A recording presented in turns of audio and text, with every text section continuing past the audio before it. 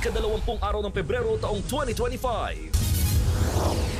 Impeachment trial kay VP Sara dapat na magsimula sa Marso ayon kay Senador Coco Pimentel. Hamon niya sa mga kapwa senador, isantabi muna ang pangangampanya. PCO Chief Cesar Chavez nag-resign. Papalitan ng dating reporter na si Jay Ruiz. Lalaking napagkamalan lang daw na snatcher, patay matapos kuyugin ng taong bayan.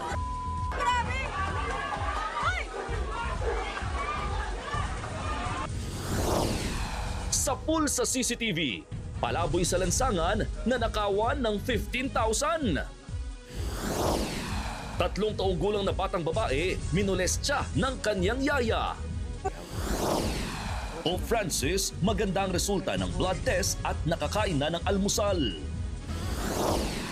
At eto na nga, tambalang Ashton Olviga at Andres Mulak kinapabaliwan sa social media.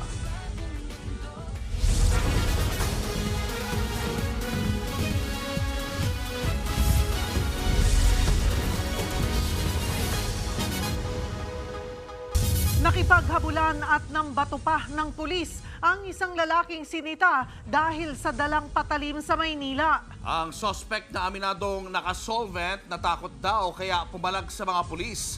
Nasa frontline ng balitang yan si Faith Del Mundo. Sa kuhang ito ng CCTV, kitang tumatakbo ang lalaking ito sa Leon Ginto, Maynila. Tinatakasan niya mga pulis na sumita dahil sa dala niyang patalim. Maya-maya pa, binato niya ang humahabol na pulis. Nakalayo pa ang lalaki bago siya makorner ng 2 pulis. Hindi pa rin sumuko ang lalaki at kumuha ng bato para ipukol sa ulo ng mga otoridad. Nakipambuno pa ang suspect sa 2 pulis, pero sa huli tuluyang inaresto ang suspect. Nangyari ang insidente niya noong Sabado. Nasugatan sa ulo ang binatong pulis. Alam niya na may tumama sa kanyang ulo. Hindi lang niya alam na akala niya ay suntok.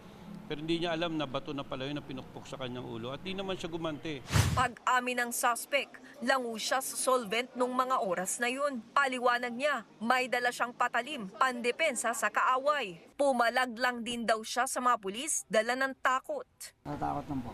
Baka barilin po. Sorry po. Sana makalaya rin po. Para makasama ko ng kapatid ko. Maharap ang suspect sa reklamong direct assault at illegal possession of bladed weapon. Nagbabalita mula sa Frontline, Faith Del Mundo, News 5. Arestado sa drug buy-bust operation ang isang lalaki sa Maynila. Ang suspect na pag-alamang sangkot din sa pagpatay. Nasa frontline ng balitang yan, si Nina Ong Pauco. Normal lang ang sitwasyon sa computer shop na ito sa Parola Compound sa Maynila. Ilang sandali pa, pinagbabaril at humandusay ang lalaking nakaasul sa isa pang kuha ng CCTV sa labas ng computer shop. Makikita rin ang gunman na nakasuot ng pulang jacket na walang habas na namaril. Kuha rin sa CCTV ang pagtakas ng gunman at kasama nito. Dead on the spot ang biktima na tinamaan ng bala sa iba't ibang bahagi ng katawan. Nobyembre noong nakarang taon pa nangyari ang pamamaril. Ilang buwan matapos niyan, nahuli ang gunman sa isang buy-bust operation kahapon. Inaresto rin pati ang ka-live-in niya. Nauna na ring inaresto ang kapatid ng babaeng suspect na kasabwat din sa krimen noong Nobyembre. Sa inisyal na investigasyon, lumalabas na utang ang pinag-ugatan ng pamamaril. Ayon doon sa asawa ng biktima, ito daw ay yung kanyang asawa ay may utang na halagang 2.5. Pero yun ang sinasabi niyang motibo kung ba't binaril ang kanyang asawa. At ito ay naganap doon sa computer shop.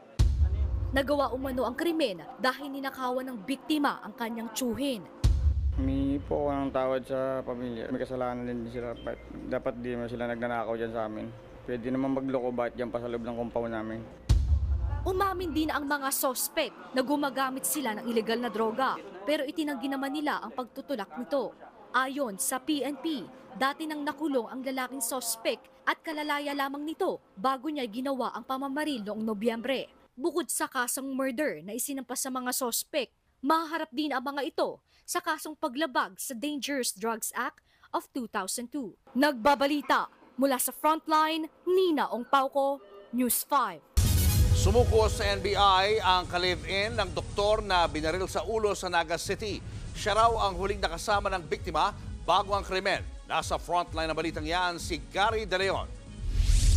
3 araw matapos matagpo ang patay ang doktor na si Rajin Romualdez sa Naga City, Camarines Sur. Hawak na ng NBI ang live-in partner ng biktima na itinuturing na person of interest sa krimen. Sumuko si Raymart Martinez matapos ang 3 araw ng negosasyon sa mga otoridad. Mula Matnog, Sorsogon, nakarating siya sa Bantayan Island, sakay ng ferry boat at papunta sana sa mainland Cebu para magtago. Sa tulong ng pamilya ni Martinez, natuntun siya ng NBI at kinumbinsing sumuko. Ang hinihingi niya lang sa atin is yung security niya. Kasi natatakot nga siya. At kakumbinsi din natin siya na magsasabi siya ng totoo kung ano nangyari sa insidente. Base sa investigasyon, si Martinez ang huling nakasama ng doktora bago ito namatay. Natagpuan ang bangkay ng biktima na may tama ng bala sa ulo habang sakay ng isang kotse malapit sa Bicol Medical Center. Mangiyak-ngiyak naman si Martinez nang tanungin ukol sa krimen. May plano sana kayo? Birthday niya? Yes po.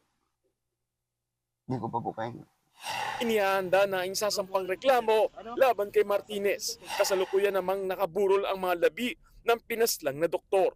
Nagbabalita mula sa frontline, Gary De Leon, News 5. Nag-ala-artista naman ang isang drug suspect habang inaaresto ng mga pulis sa Julita, Leyte. Sa video, kitang nilapatan ng paunang lunas ng mga otoridad ang suspect na si alias Dan. Matapos himatayin nang hindi magising, abay isinugod nila sa ospital ang suspect. Dito na nabisong umaarte lang si Dan matapos siyang masuri ng mga doktor. Kaya sa kulungan pa rin ang bagsak niya. Na-recover kay Dan ang bag na may lamang 2 sachet ng shabu na nagkakahalaga ng higit 40,000 pesos. Hindi naman sumipot sa NBI si Jam Ignacio na inakusang ng bugbog sa kanyang fiancé na si DJ Jelly Au. Pinasabihan na ng NBI si Ignacio para magpaliwanag tungkol sa manay pang-aabuso niya. Noong February 14, formal na naghain ng reklamo si Jelly laban kay Ignacio sa NBI. Ipinakita pa niya ang mga tinamong sugat at pasa mula sa pambubugbog ni Ignacio. Ayon sa abogado ni Ignacio, handa naman daw itong harapin ang mga reklamo. Susubukan din daw niyang makipag-ayos kay Jelly. Patay ang isang driver matapos bumangga ang minamaneho niyang truck sa isa pang truck sa Samar. Ang biktima naipit sa Manibela. Nasa frontline ng balitang yan, ang ating Visayas correspondent na si John Aroa. Nakaipit pa sa loob ng bumanggang truck ang driver na ito sa barangay Pahog, Pinabakdaw, Samar nitong Lunes ng hapon. Sumalpok ang minamanehong truck ng biktima sa isa pang nakahintong truck. Sa lakas ng impact, patay ang naipit na driver. Base sa investigasyon, nawala ng preno ang minamanehong truck ni alias Ray, kaya ito bumangga sa isa pang truck. Kumpleto naman daw sa warning device ang nasirang truck at may nagmamando pa ng traffic na kasamahan nila. Regular na matay, ako makasiyan, nawalan ng hindi ba rin kayo nila, bumangga doon sa reposo ng tigawigdan na indram ka naisip ng masila para namatay. Ligtas naman ang 2 pahinanti ng bumanggang truck. Nagtamo lang sila ng sugat. Sasagutin daw ng kumpanya ng nasawing driver ang pampaospital ng 2 pahinanti at pagbabayad ng danyos. Nagkaaregluan na rin daw ang 2 kampo. Nagbabalita mula sa frontline, John Arua, News 5, Visayas. Nagbitiw na bilang acting secretary ng Presidential Communications Office si Cesar Chavez. Sa isang payag, sinabi ni Chavez na isa lang ang kanyang pinagsisisihan. Sa tingin daw niya ay hindi niya nagawa ang mga bagay na inaasahan mula sa kanya. Gayunman, nagpasalamat pa rin ang PCO outgoing acting secretary kay Pangulong Bongbong Marcos sa oportunidad at pagtitiwala sa kanya. Kinumpirma naman ni Chavez na papalit sa kanya bilang bagong kalihim ng PCO ang dating TV reporter na si Jay Ruiz. Nakausap niya na raw si Ruiz para sa transition at makapagsisimula na siya sa bagong tungkulin sa March 1. Halos 5 buwan lang nanilbihan sa PCO si Chavez matapos i-appoint noong Setyembre. Pumalag ang ilang mambabatas sa isinusulong na preventive suspension laban kay House Speaker Martin Romualdez at sa iba pang leader ng Kamara. Ayon kay House Majority Leader Manix Dalipe, namumulitika lang ang mga kaalyado ni Vice President Sara Duterte para ilihis ang atensyon ng publiko sa napipintong impeachment trial ng bise. Parte raw ito ng taktika para pagtakpan ang mga isyong kinakaharap ng mga Duterte. Nagugat ang issue sa inihaing reklamo sa Ombudsman ni na dating House Speaker Pantaleon Alvarez at ilang pang kaalyado ng mga Duterte, kung saan hiniling nilang suspendihin muna si Romualdez at ang iba pang mambabatas para hindi nila maimpluwensyahan ang investigasyon sa inihaing nilang reklamong katiwalian kaugnay sa umano'y mga isiningit na items sa 2025 budget.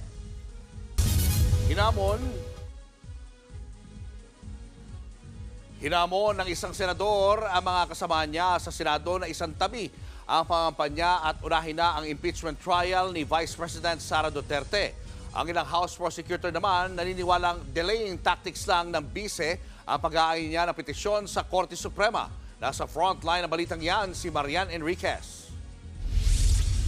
Delaying tactics, ganyan ang tingin ng ilang House prosecutor sa petisyon ni Vice President Sara Duterte para ipatigil sa Korte Suprema ang pag-usad ng kanyang impeachment case. You will always have parties doing that, and delaying the case all the way up to the Supreme Court para lang tumagal. Pero ayon sa kampo ng bise, nag-file siya ng petisyon para questionin yung proseso. Hindi ibig sabihin nun na ayaw na niyang humarap. Isa sa mga iginigiit ni VP Sara ang dapat na 1-year ban matapos ihain ang unang impeachment complaint noong December 2. Pero paglilinaw ng Kamara, hindi pa naman formal na nag-uumpisa ang impeachment process hanggat hindi ito na ire-refer sa Committee on Justice, alinsunod sa House Rules. Yung una pong tatlong impeachment complaint ay hindi naman po ito na-refer sa Committee on Justice. Hindi po ito mag-i-stand yung kanila pong argumento. Wala rin daw grave abuse of discretion na nangyari dahil lang tumagal ng 2 buwan sa opisina ng House Secretary General ang tatlong impeachment complaint bago nag-aproba ng ika-4 na reklamo. Ito pong fourth impeachment, dumaan naman po sa tamang proseso at talagang na-comply naman po yung 1/3 requirement. Nanindigan din ang mga prosecutor na walang nilabag ang opisina ng SecGen nang hindi nito ipadala agad ang tatlong reklamo sa House Speaker. Sa ilalim kasi ng House Rules, wala ring specific number of days na pwedeng tumagal sa SecGen ang mga verified complaint. Nakasaad lang dito na immediately refer sa opisina ng Speaker oras na ma-verify. Sa Senado, gusto ni Senate Minority Leader Coco Pimentel na magpatawag ng caucus sa meeting si Senate President Cheese Escudero para mapagdesisyonan na ang pag-convene nila bilang impeachment court. Isang tabi ang kampanya namin. Priority ang impeachment. Kung talagang di ko talagang ayaw nila, aminin namin sa taong bayan na ayaw nila. Dagdag pa ni Pimentel, kaya na ngang simula ng paglilitis sa Marso. Masyado raw matagal kung gagawin pa ito sa Hulyo o pagkatapos ng SONA. Una nang sinabi ni Escudero na hindi nila ito mamadaliin. Pero para kay dating Senate President Franklin Drilon, pwede nang magpatawag ng special session si Pangulong Bongbong Marcos para sa impeachment complaint dahil kapangyarihan niya naman ito. Hindi na raw kailangan pang hilingin ito ng mga senador. Tumawag lang ngayon ng special session para maumpisahan ang paglilitis ng impeachment complaint at matatapos bago mag-fire ang termino ng 19th Congress. Nagbabalita mula sa Frontline, Marian Enriquez, News 5.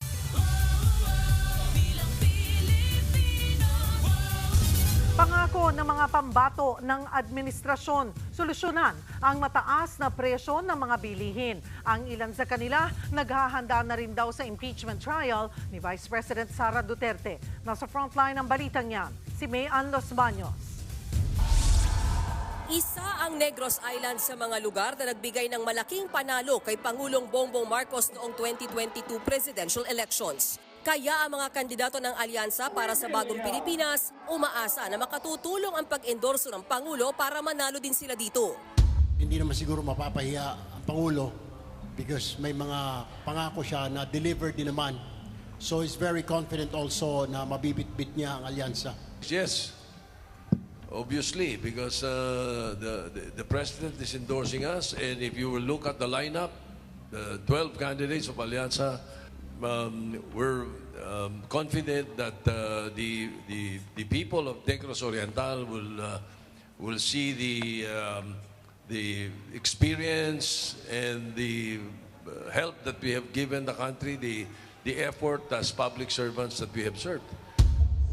Sa panunuyo ng mga kandidato ng administrasyon sa Dumaguete City, pangako nilang reresolbahin ang problema sa mataas na presyo ng mga bilihin at ang pagpapaunlad sa mga magsasaka. Lalo't isa sa pangunahing produkto rito ay tubo at asukal. Let us support our local farmers. Stop the importation of high sucrose. Kasi yun po yung kalaban ng ating local farmers. Ipinagmalaki rin ng alyansa ang nagawa ng administrasyon sa peace and order sa Negros Island.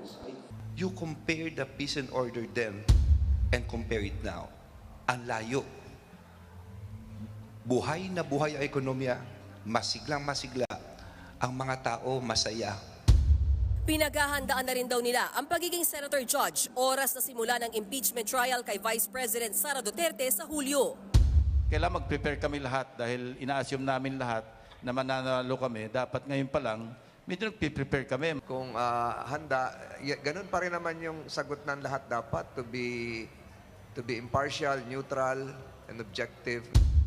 Oras na simulan o tumawid ang impeachment trial sa 20th Congress, isa ito sa mga uulahing haraping trabaho ng mga mananalong senador. Aminado ang ilang administration candidates na seryoso at mahirap na trabaho ang pagiging senator judge.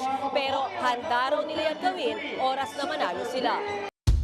Si dating Senate President Tito Soto, naniniwalang dapat ngayon pa lang tinatalakay na ng Senado ang articles of impeachment ni VP Sara. May nakausap nga raw siyang 4 hanggang 5 senador na gustong itakil na ang impeachment case laban kay VP Sara. Hindi rin daw dapat matakot ang mga re-electionist senator na baka maapektuhan ng kanilang kampanya kung gumulong ang paglilitis ngayon. Yung kasing narinig ko, nasabi ng iba, hindi kasi daw the 7 senators are re-electionists and they will be campaigning. What more better campaign is to be in television every day in the impeachment? Samantala, bukas nakatakdang tumawid ang administration candidate sa Bacolod sa Negros Occidental para doon naman manuyo. Mula rito sa Dumaguete City, Negros Oriental, nagbabalita mula sa Frontline, Mean Los Baños, News 5.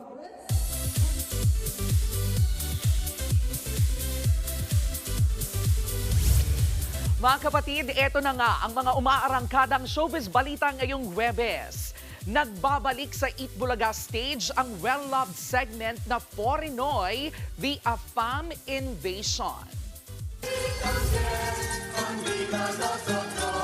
Mabuhay, magandang tanghali, Dabargab. Ako si Pietro Pierini. Mula sa Milan, Italy. Maraming salamat po. Buena mano nga ang Italian-born na si Pietro Pierini na na-inlove daw sa Palawan kahit 1 buwan pa lang siyang nasa Pilipinas. Sumunod naman si Praise Nolovu from Zimbabwe. Ang dalawa banyagang-banyaga man ang itsura, very Pinoy naman at heart. Si Pietro may pasample pa ng war dance ng mga taga-Batanes. Habang si Praise naman all out na bumanat ng Pinoy song. Marami pang Porinoy na siguradong kakikiligan ng ating Dabarkads kaya tutok lang sa Eat Bulaga. Eto pa nga, no comment na raw si Jojo Mendrez sa isyu ng umano'y ugnayan nila ni Mark Heras. Pero sa mismong media conference kung saan niya yan sinabi, nag-surprise appearance si Mark with flowers pa. Nasa frontline ng balitang yan, si MJ Marfori. Ang viral video na ito ni Mark Heras at singer na si Jojo Mendrez na magkasamang umakyat umano sa suite ng isang casino hotel sa Parañaque. Ang pinagmula ng chismis na may namamagitan sa dalawa. Si Jojo napailing nala nang matanong siya tungkol dito sa kanyang MediaCon. No comment. Kasi yun nga yung pinagdadaanan ko ngayon yung video lumabas na yan napaka-malicious. Kahit sabihin ko na hindi, sasabihin ng tao oo. Kung sasabihin ko naman oo, sasabihin ng tao hindi. So saan ako lalagay? Kasi nga, ang social media, madali siyang ang mga tao madaling mag-judge. Kung nung nakita nila, yun na yun. Dagdag pa ni Jojo, apektado na rin ang kanyang pamilya dahil sa video na ito. Pero wait a minute, ano ito. Maya-maya sa kanyang press con, dumating si Mark Heras in the flesh at nag-abot pa ng bouquet ng flowers kay Jojo. Pagkatapos ng eksenang yan, mabilis na umexit si Mark. Si Jojo naman, itinigil bigla ang press con dahil sumamaraw ang pakiramdam. No comment naman si Mark sa issue. Samantala, binahagi lang niya sa kanilang family vlog na malapit na mga anak ang kanyang misis at nagpapagawa sila ng bahay. Nagbabalita mula sa Frontline, MJ Marfori, News 5. Susunod. Sa pool sa CCTV, palaboy natangayan ng bag na may lamang 15,000 pesos. Magsasakang nagnakaw raw ng mais ng kapitbahay, pinugutan. At ang balang Ashtin Olviga at Andres Bulak, laging trending. Abangan ang lahat ng yan sa pagbabalik ng Frontline Pilipinas.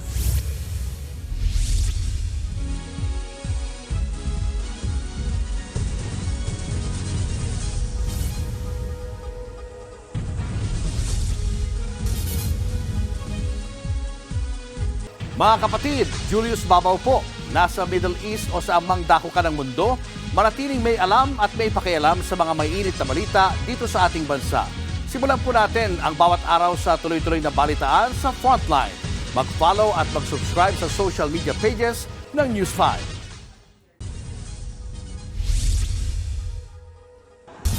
Sa halip na pataas, dumiretso ang fireworks na yan papunta sa mga manonood ng isang football match. Pinakanapuruhan ang mga nakaupo sa harapan. Nagtakbuhan ng fans dahil sa takot. Ang buong detalye abangan mamaya.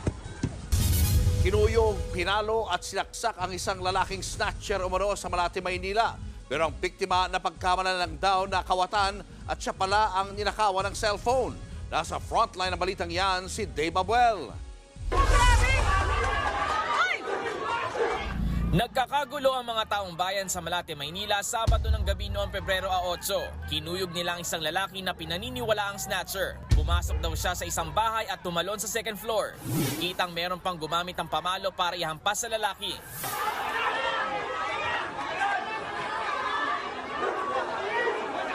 Habang meron ding umaawat sa mga nananakit. Sa isa pang video, kitang nakahiga na sa kalsada ang lalaki. Lupaypay at hinang-hina siya sa mga tinamong suntok at tadyak mula sa mga tao. Meron din siyang sugat sa tiyan matapos siyang saksakin. Tumayo ka pala, tumayo ka. Buhay ka, buhay ka. Huwag ka magpanggap.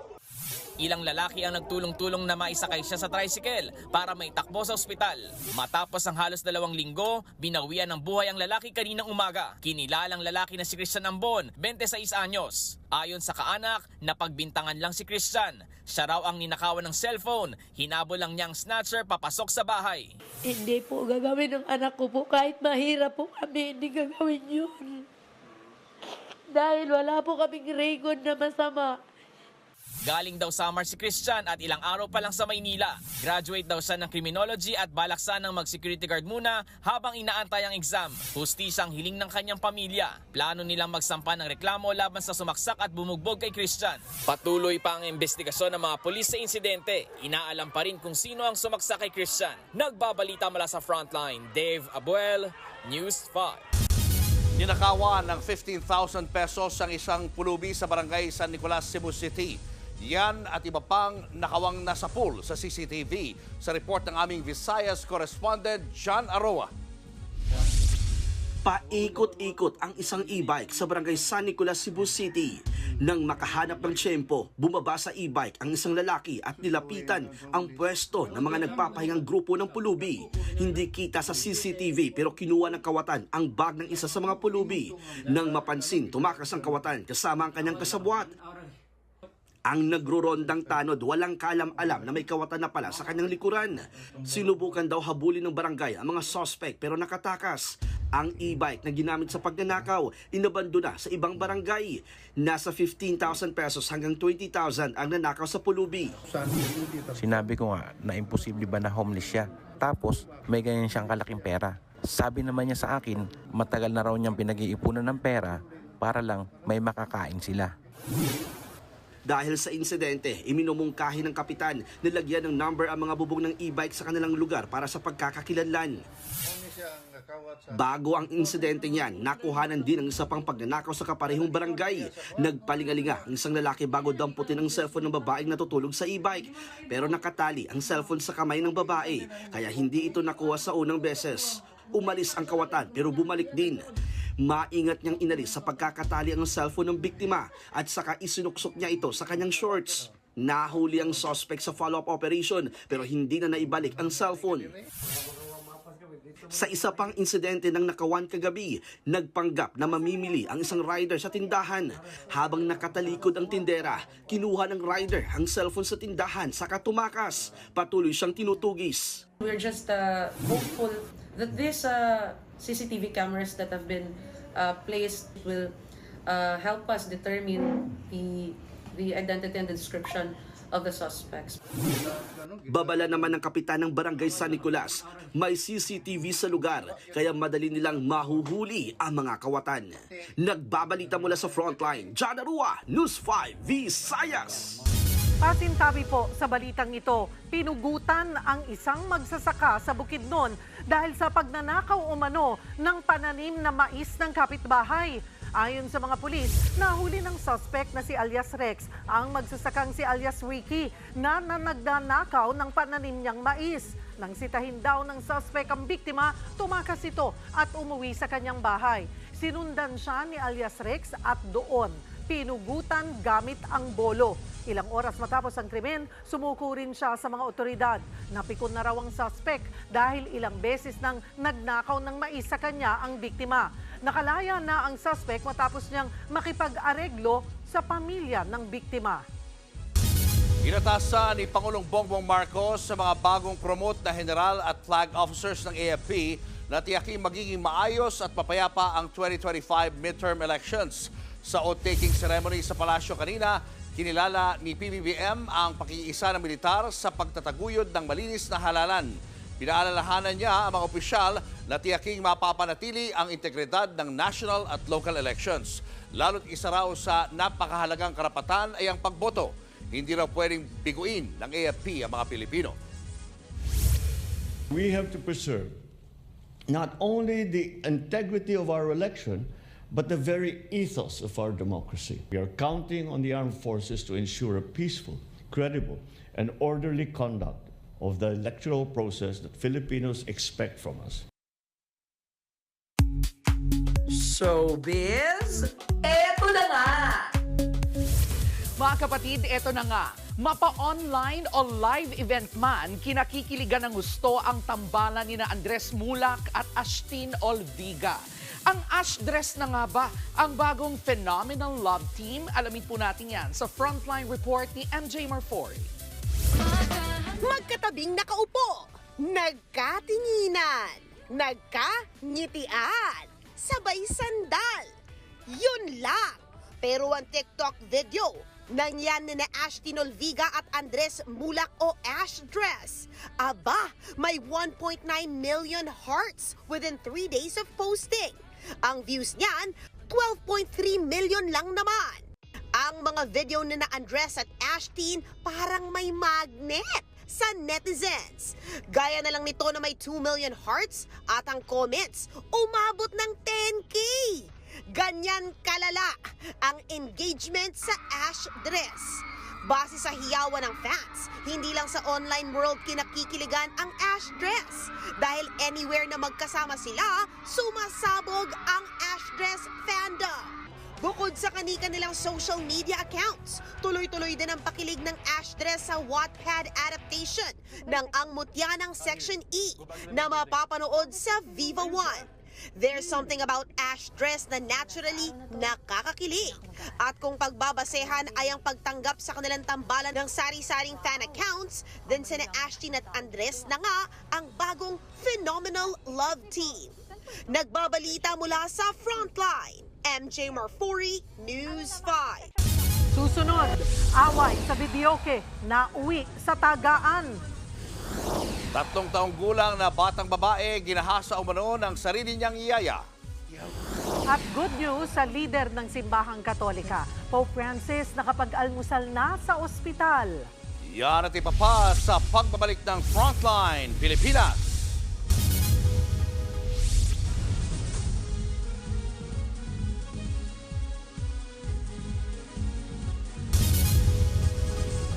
Mga kapatid, Julius Babaw po, nasa Middle East o saan mang dako ka ng mundo, manatiling may alam at may pakialam sa mga mainit na balita dito sa ating bansa.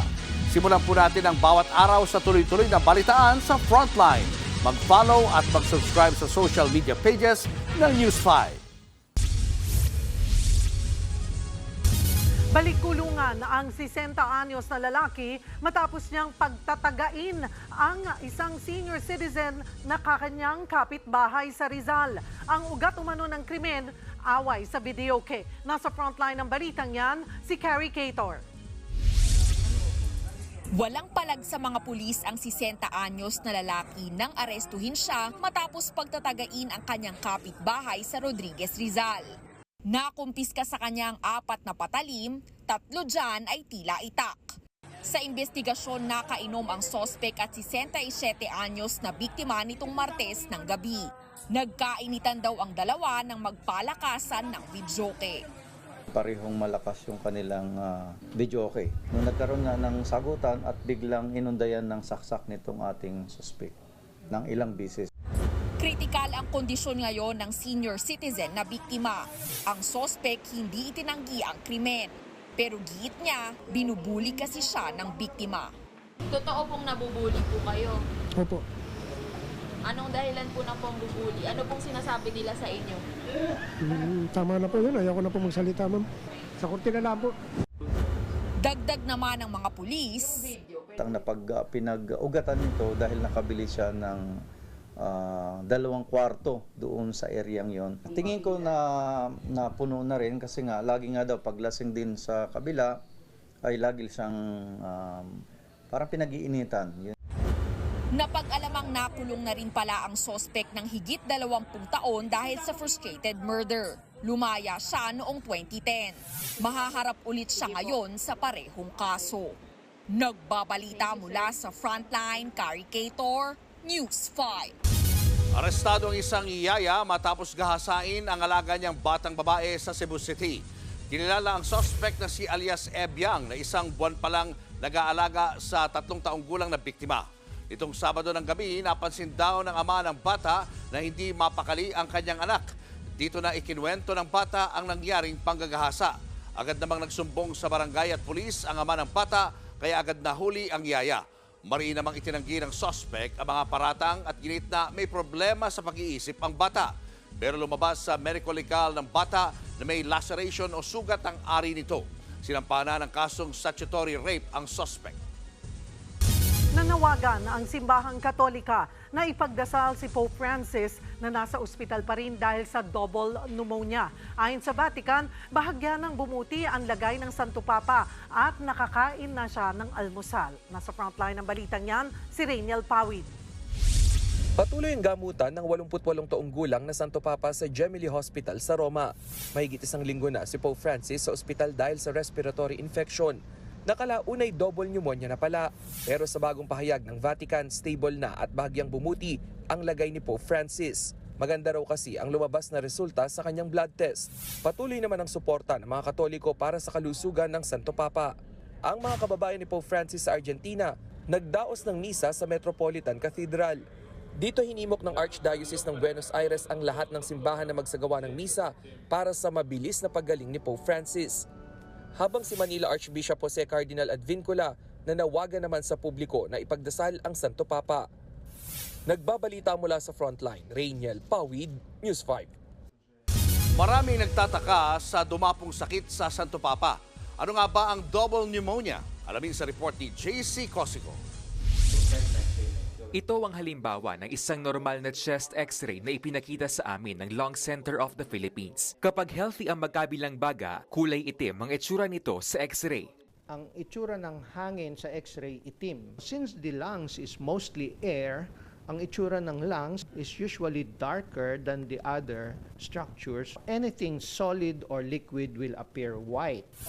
Ibang-iba ang itsura niyan kapag may pneumonia. Kung ihahambing sa normal na baga, mas namumuti ang baga ng pasyenteng may pneumonia. We have pneumonia in this area here and in this area here.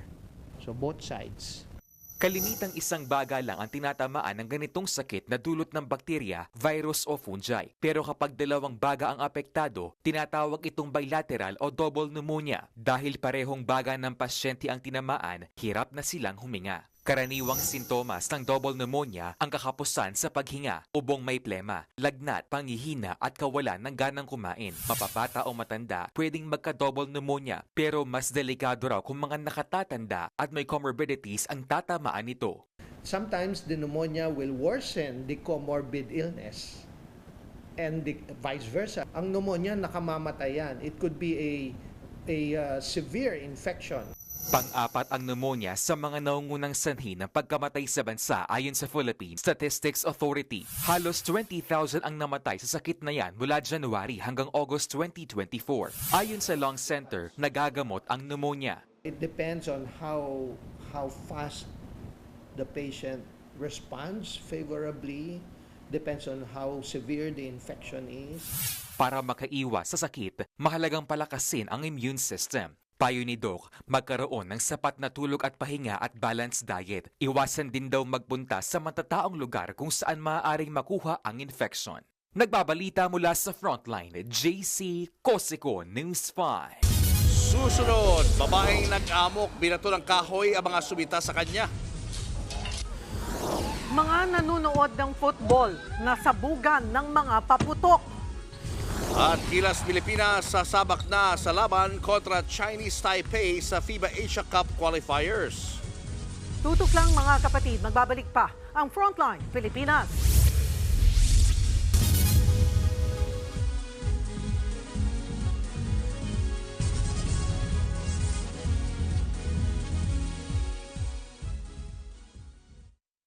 Mga kapatid, Jig Manikad po, nasa Middle East o saan mang dako ka ng mundo manatiling may alam at may pakialam sa mga mainit na balita dito sa ating bansa.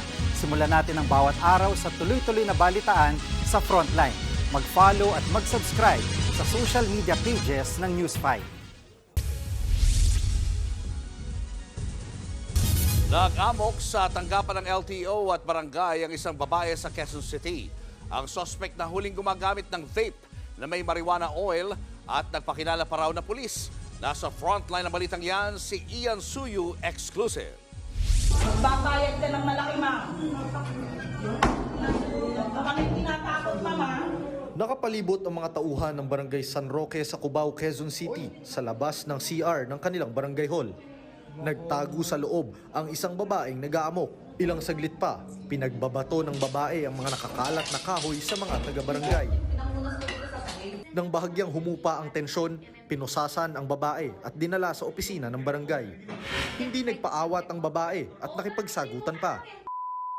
Ikaw, wala kang kwentang tao. Mamamatay yung pamilya mo ng dahil. Dinampot ng barangay ang babae matapos makatanggap ng tawag mula sa LTO na nagwawala raw siya sa loob ng opisina. Pagdating sa barangay, nahuli pa siyang gumagamit ng vape. Kinilala ang babae na si alias Kate, 29 anyos. Nakumpiska sa babae ang vape na naglalaman ng cannabis flower oil. Isang produkto mula sa cannabis at ipinagbabawal gamitin sa bansa. Bukod dyan, nakuha rin ang iba't ibang uri ng uniforme ng Philippine National Police at ng Philippine Army. Base po sa witness, nagpakilala daw pong pulis. Tapos meron din po sa loob ng sasakyan niya, may mga nakita pong iba't ibang klase ng uniform. Pero nang kausapin ng News 5, pinabulaanan ng babae ang mga paratang sa kanya. Hindi ako magpapanggap na pulis. Pulis ba ako? Hindi ako pulis. Marami akong connection sa pulis na mga kaibigan ko. Nasa kustodiya na ng QCPD Station 7 si alias Kate at posibleng sumailalim sa psychological evaluation. Mahaharap siya sa patong-patong na reklamo, kabilang na ang usurpation of authority at paglabag sa Comprehensive Dangerous Drugs Act. Nagbabalita mula sa Frontline, Ian Suyu, News 5. Mahigit 20 ang sugatan matapos masabugan ng fireworks sa India.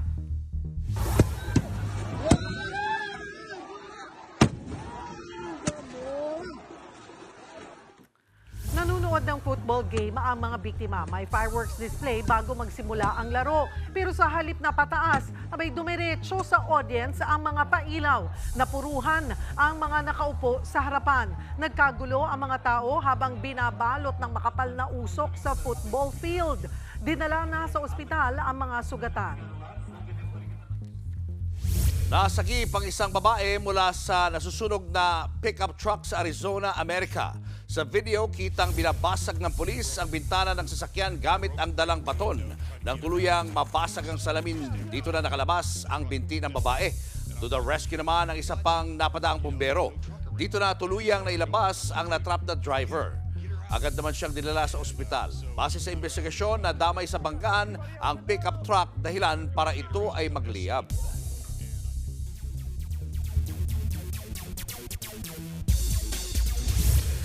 Para ihatid ang latest update sa frontline ng sports, makakasama natin ulit si Phoenix Fuel Masters guard, Richie Rivero. Welcome back, Richie. Thank you, Cheryl. Handang-handa na ang Gilas Pilipinas sa laban nila ngayong araw kontra sa Chinese Taipei. Todo sa pag-iensayo ang national team na nagsushoot around pa kaninang umaga. Target ng Gilas na manatiling undefeated sa FIBA Asia Cup qualifiers kahit pasok na sila sa main tournament. Una nang sinabi ni Coach Tim Cone na di sila magiging kampante lalo't may dagdag na mas matatangkad na players ang Chinese Taipei. Inaasahang pangungunahan nina Justin Brownlee, Junmar Fajardo at Dwight Ramos ang Gilas Pilipinas. Kasama nila sina Scotty Thompson, Jopet Aguilar, AJ Edu, Jamie Malonzo at Chris Newsome. Pati na rin sina Calvin Octana, CJ Perez, Kevin Cambao at Carl Tamayo. Sa NBA naman, hindi raw lilimitahan ni LA Lakers coach JJ Redick ang minutes ni Luka Doncic kahit kakagaling nito sa injury. Ayon kay Coach Redick, nakapagpahinga na raw si Luka noong All-Star Weekend. At bago daw siya dumating ng Lakers, ay may iniindang calf injury si Luka at halos 2 buwan ding hindi nakapaglaro. Pero kumpiyansa raw ang Lakers head coach na maayos ang kondisyon ni Luka. Naglaro si Luka kanina sa laban ng Lakers kontra sa Charlotte Hornets. Yun nga lang, na-upset ang Lakers at natalo sa score na 100-97. Huwag kayong aalis, may sports updates pa tayo mamaya.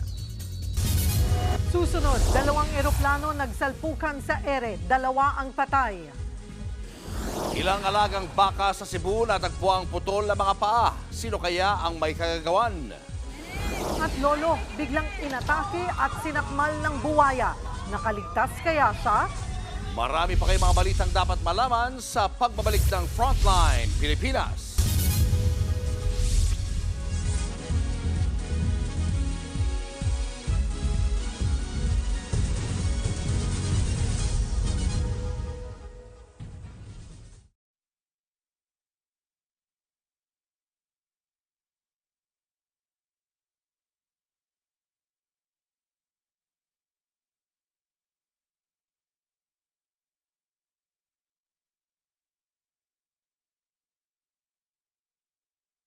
Mga kapatid, Jiggy Manikad po, nasa Middle East o saan mang dako ka ng mundo, manatiling may alam at may pakialam sa mga mainit na balita dito sa ating bansa.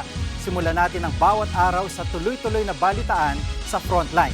Mag-follow at mag-subscribe sa social media pages ng News 5.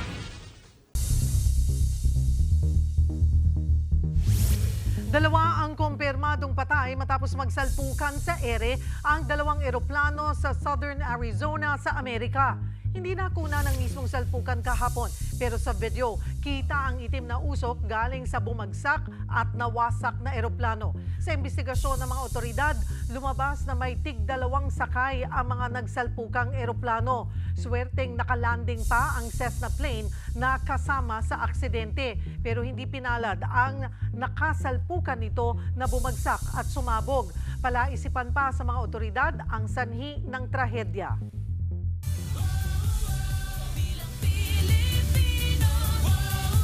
Tuloy-tuloy sa pangapanyangin ng independent na kandidato sa pagkasenador. Ang mga pambato naman na Makabayan Bloc dumayo sa Mindanao. Nasa frontline ng balitang yan si Ian Suyu. Yawa ng sumalubong sa TV host at senatorial candidate na si Willie Revillame nang bumisita siya sa Lucena City para simulan ang kampanya sa pagtakbo niya sa Senado. Dumayo sa City Hall si Kuya Will at nakipagpulong kay Lucena City Mayor Mark at Vice Mayor Dondon Alcala. Mula Quezon, dumiretso ng Batangas si Willie para mag-motorcade at mangampanya sa mga tagalipa. Dumayo naman sa Iloilo si dating Senador Kiko Pangilinan kanina. Dumalo at nag-speech siya sa South Cotabato Liga Congress na idinaos sa Iloilo Convention Center. Bago nito, nag-ikot din siya kahapon sa Tarlac at nakipagpulong sa mga lokal na opisyal ng Angeles City sa Pampanga. Sa Mindanao naman mag-iikot ang ilang pambato ng Makabayan Block. Unang sinuyod ni Gabriela Party List Representative Arlene Brosas, Liza Masa, Aline Andamo at Jerome Adonis ang General Santos City. Kinausap nila ang ilang mangingisda at mga magsasaka. Dumalo naman sa election forum ng isang universidad sa Maynila ang senatorial candidate na si Sonny Matula. Nanligaw siya ng mga estudyanteng botante at nangakong isusulong ang agro-industrial development sa bansa. Dumalo rin sa forum ang iba pang kandidato tulad ni na Attorney Luke Espiritu, Calio de Guzman at Mimi Domingo. Nagbabalita mula sa Frontline, Ian Suyu, News 5. Mga kapatid, patuloy ang pagtaas ng mga kaso ng dengue. Pero alam niyo po ba mga kapatid na may mga specific na uri ng lamok na nagdadala ng sakit na ito? Yan iyong kabilang sa Aedes species. Ang Aedes aegypti at Aedes albopictus. Bukod nga po sa dengue fever, ito rin po ang nagpapakalat ng Zika at chikungunya virus. Pero dito po sa Pilipinas, sinasabing pinakakaraniwan ang dengue. Ang babaeng lamok na Aedes aegypti o yellow fever mosquito lang po ang kumakagat at sumisipsip ng dugo. Ang male version naman nabubuhay sa prutas. Sinasabing ang species na ito ng lamok ay nagmula po sa Africa at naikalat sa New World sa pamamagitan ng slave trade. Ito rin ang pinakakalat na uri ng lamok, partikular sa mga tropical at subtropical na mga bansa. Karaniwang kumakagat ang Aedes aegypti kapag madaling araw at namamahay ito sa mga nakaimbak na tubig na ipapasa ang dengue virus sa isang host sa pamamagitan ng laway ng infected na lamok. Ang mild dengue fever ay nagdudulot ng mataas na lagnat at flu-like symptoms, habang ang severe dengue naman ay maaaring magdulot ng hemorrhagic fever o pagdurugo, bigla ang pagbaba ng blood pressure at kamatayan. Mahalaga po ang pag-iingat lalo na sa panahon ngayon na marami ang tinatamaan ng ganitong sakit. At gaya nga po ng lagi naming sinasabi, ang mga ganitong K-alaman ay maituturing din pong K-yamanan. K-okay.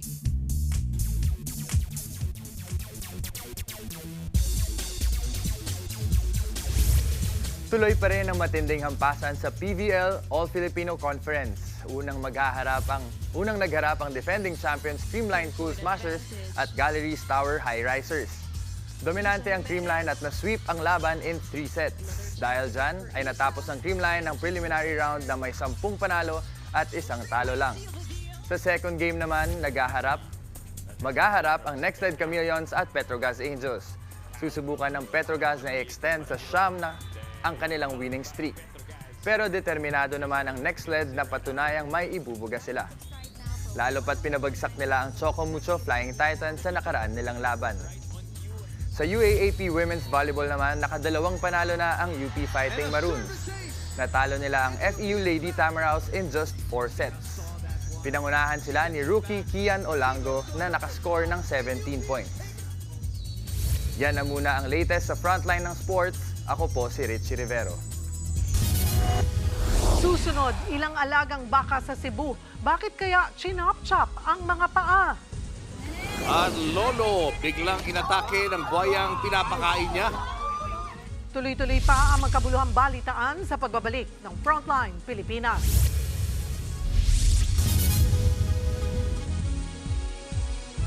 Mga kapatid, Cheryl Cosing po. Nasa Estados Unidos, Canada o saan man dako ka ng mundo, manatiling may alam at may pakialam sa mga maiinit na balita dito sa ating bansa. Simulan natin ang bawat araw sa tuloy-tuloy na balitaan sa Frontline. Mag-follow at mag-subscribe sa social media pages ng News 5. Tila sky's the limit na ang gastos ng ilang kandidato sa Bilang Pilipino 2025. Pero kung tutuusin, may sinusunod dapat silang spending limit sa pangangampanya. Kung magkano yan, alamin sa report ni Edling Gao.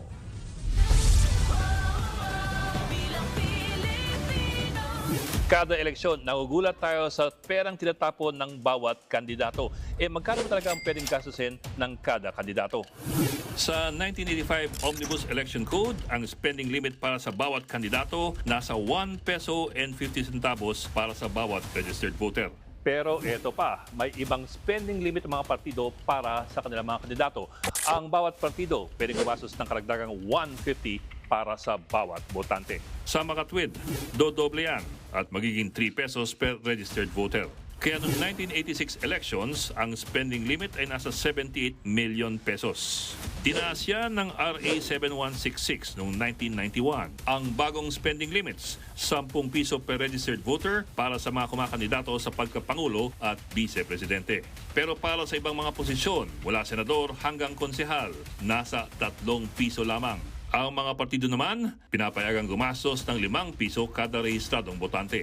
Noong 2022 presidential elections, merong 65 million registered voters. Kaya't ang mga kandidato sa pagkapangulo at bise, maaaring gumastos noon ng 650 million pesos sa kampanya. Ang kanilang mga partido, maaaring gumastos ng dagdag na 325 million pesos. Ngayon namang midterm elections, merong 68.6 million na botante. Kaya't ang lahat ng kandidato ngayon may spending limit lamang ng 205.8 million pesos. Ang kanilang mga partido maaaring magdagdag ng 343 million pesos. Pero napakadaling lusutan ng mga spending limits na yan dahil hindi pa man nagsisimula ang kampanya, abay buhos na po ang limpak-limpak na pera sa mga political ads ng mga kandidato. Pero ibang kwento naman yan. Wala na ang 4 na paa ng isang alagang baka nang matagpuan ng may-ari nito sa Cebu. Nakita itong nakahandusay sa isang bakanteng lote. Agad nagtungo sa pulisya ang may-ari ng baka para i-report ang insidente. Palaisipan kung sino ang nasa likod ng pamumutol ng paa ng baka. Kwento ng mga residente, 2 beses na itong nangyari sa parehong lugar. Iniimbestigahan na ang mga insidente. Hindi swerte ang nakuha niya. Oo nga. Sa pag-aalay na yun. Diba? Mali yun. Ini-expect mo may utang na loob sa iyong buhaya dahil ni-rescue mo siya. Wala kinikilalang amoy ang mga yan. Animal instinct. Primal instinct, di ba? O Richie, kamusta naman ang pagbabalik? Ayun po, kinakabahan pa rin. Kinakabahan pa rin. Sa pangatlong pagbabalik mo, wala na yan. Oo nga. Kaya babalik siya. Abangan ka namin, ha? Abangan ka namin ulit. At yan ang mga balita at impormasyon dapat nyo malaman sa araw na ito. Mga balita para sa mga may alam at may pakialam. Kami ang inyong mga kasangga sa Frontline Pilipinas.